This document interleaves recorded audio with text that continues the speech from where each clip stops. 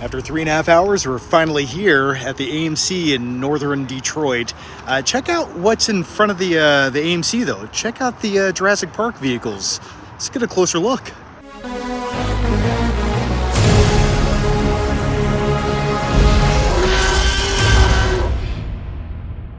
Welcome to a brand new Flick Trip video. Hey there guys, I'm on my way to an early screening of Jurassic World Rebirth, and I just want to see Scarlett Johansson fight dinosaurs, but also, please keep in mind, this is a 3.5 hour trip there and back. So I will be in my car today for 7 hours with a total of 400 miles for this round trip to see a movie. I know, I'm utterly insane. But hey, this is just the price I'm willing to pay and the sacrifice I'm willing to make to bring you guys a fun Flick Trip video and an early review of a movie. It's what I do. Why? I don't know. And by the time that this movie's over and the credits start rolling, I just hope I don't have to say this. That is one big pile of shit. So if you want to, and you don't have to, but it would mean a lot if you do, if you want to become a YouTube member on this channel, I'll put a link down below. It will help make Flick Trip videos possible, and also I will give you guys bonus vlog videos, behind the scenes videos, and early access to Flick Trip videos and reviews. So there's all that. Really spectacular, spared no expense. So yeah, if you're not afraid to spare any expense, please become a YouTube member. The link is down below, and if not, no hard feelings. Please just keep watching the video and give it a like, if you want. Okay, we still have 2 hours left. So what do I want to see going into this new Jurassic World movie? Well, coming off of the last Jurassic World movie, Jurassic World Dominion, for me, that was the worst movie of the entire Jurassic Park franchise. My favorite movie is still the first movie from 1993, and my least favorite is the last movie. That was a total mess. So it sort of looks like they're trying to do a soft reboot of the franchise, and I'm completely okay with that. I was not a big fan of the Jurassic World trilogy of movies. I thought the first one was okay, but then you had Jurassic World Fallen Kingdom, and the majority of that movie just took place in some rich guy's basement, and then you had a little clone girl just losing her mind who pushes a button at the very end of the movie, releasing all of the dinosaurs to cause chaos and catastrophe. Why? Because they're different, just like her. It's like, I hope you can sleep with yourself at night, little girl, because you just released velociraptors out into society, and now they're going to go to a playground and eat little children. But hey, I hope you feel liberated. But with all that said, I still don't think I hate it as much as Jurassic World Dominion, because that film had everything that it needed to succeed, except for the giant locust subplot. But you brought back the original cast. You had Jeff Goldblum, Laura Dern, you had Sam Neill, all coming back, and the movie just wasted them. Must go faster. Okay, almost out of gas, and let me do an illegal U-turn. Okay, there we go. I cut that guy off, but that's okay. That's okay. All right, let me pump my gas, and I'll be right back. Now, what kind of road trip would this be without snacks? I searched high and low for the right thing to eat, and nothing sounded good until my carnivore instincts kicked in. Okay, I got some beef jerky, because when you're on a road trip, you need to eat dehydrated meat. I stand by that. I also got a Diet Mountain Dew, and I only get these when I'm on a road trip. It's sort of like battery acid, but it just feels right when you're driving in your car for an extended amount of time. And I stand by that. And what you just saw will be my lunch and dinner tonight. I know, nutrition is important. For the last part of this trip, it started storming and I was just trying not to die. But eventually the skies did clear up and I finally arrived at my destination. Isn't it beautiful? After 3.5 hours, we're finally here at the AMC in northern Detroit. Check out what's in front of the AMC, though. Check out the Jurassic Park vehicles. Let's get a closer look.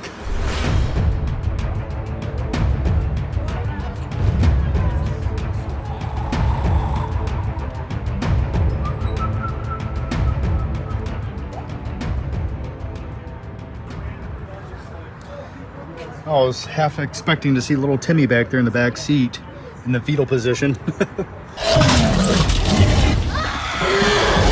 Yeah, that's pretty cool. I wish I could have drove that here for the Flick Trip video. It just would have felt right, but maybe one day.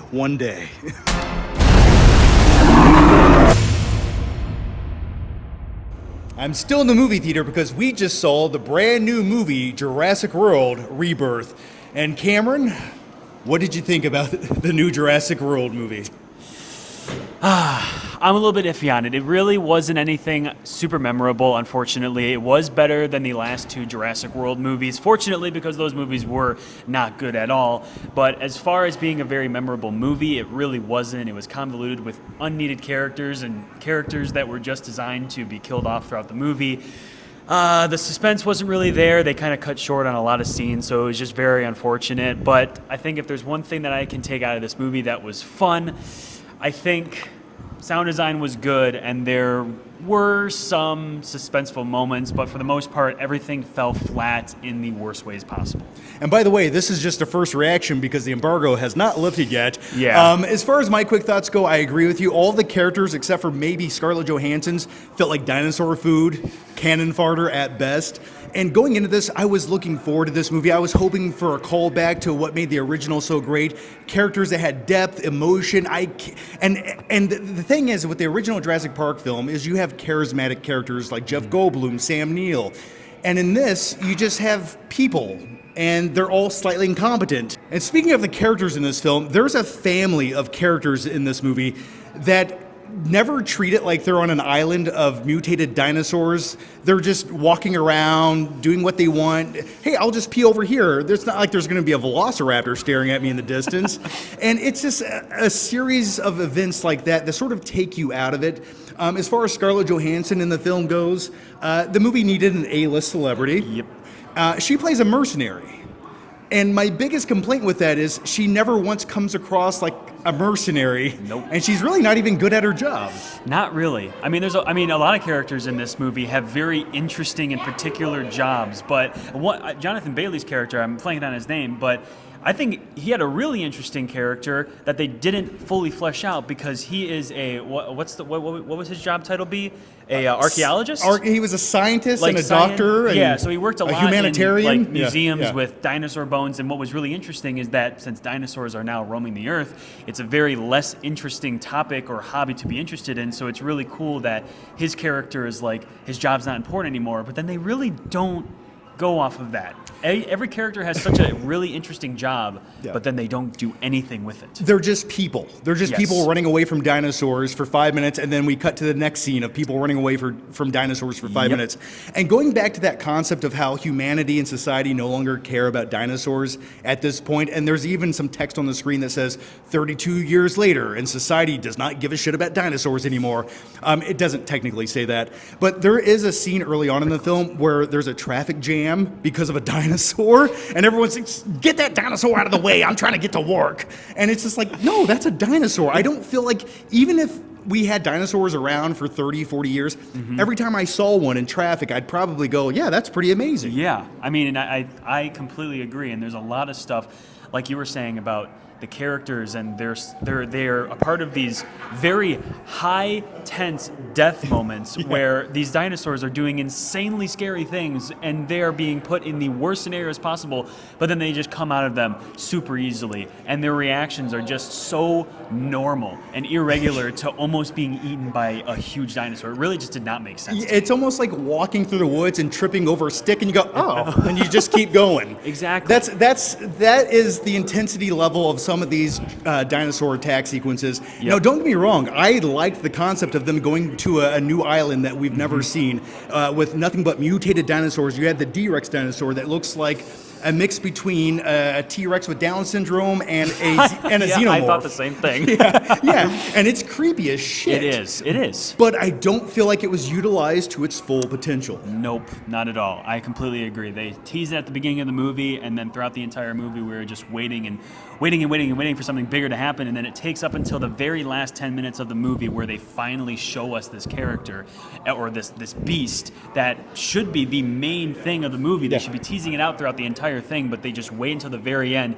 So after this movie was over, we both sat through the credits hoping maybe there was just a snippet of something to get excited about another upcoming Jurassic World movie. Yeah, don't get your hopes up. Yeah. There's nothing but a black screen and a mild form of disappointment. Yes. So don't waste your time looking for the post-credit scene. We were very disappointed. I thought we were going to see something more. They'd done it with the previous three, so maybe they're done with these movies. I hope not. I hope we can actually get one more great Jurassic Park, Jurassic World movie, but We don't know yet. So not to sound too negative, because I know you guys think I hate everything, but the truth is, I drove 3.5 hours to see this movie. And by the way, thanks for the invite, man. Oh, yeah, no problem. No problem. Without this guy, I wouldn't even know this screening existed. So to suffice it to say, I was looking forward to a new Jurassic Park movie. Hey, look, I'm a dude who likes dinosaurs.